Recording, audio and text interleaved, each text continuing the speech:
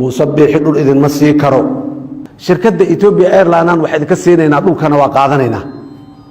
war dhul iyo maxaan ku raadayay shirkad ganacsigeed meeqa shirkad diyaaradeeda adduunka hore u soo jirtay oo dawladda waaweyn ay lahaayeen oo baaba'ay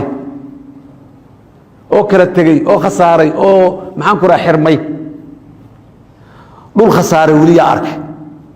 ama dhul guuray oo meesha ku yiilay inta ka guuray meel kala tagay ama khasaaray oo dhulkan waa faa'iido laga waayo waa lagu khasaaray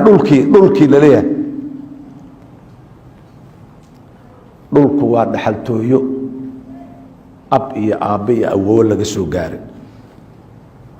waana si ahaanaya annagana waana laga sii shalan dhaxalnay waana laga dhaxlayaa kuwa ka sii dambeeyay sidaas oo kale looga dhaxlayaa walaalayaal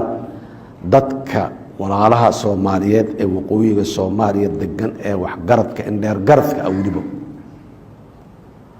dhul Soomaali leedahay Ethiopian Airlines wala Ethiopian Telecom wala Ethiopian maxaan ku raadayay gerd midna lagu ma bedeli karo dhamaantooda la isku daray lagu ma bedeli karo dhulka annaga iskale dawladda Ethiopia ee dariska annahay shalan waa ugu baaqnay mar kale waa ugu baaqaynaa musabbiix dhul idin ma sii karo mid kale oo ka dambeeyana idin ma sii karo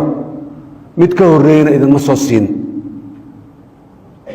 waqti badan iyo idin kaga dhumin waxaas taariikh hore oo qadiim ah oo dhiig badan iyo maxaan ku raadayay xumaan badan iyo colaad badan ay nagu soo dhaxmartay waayo dhulkan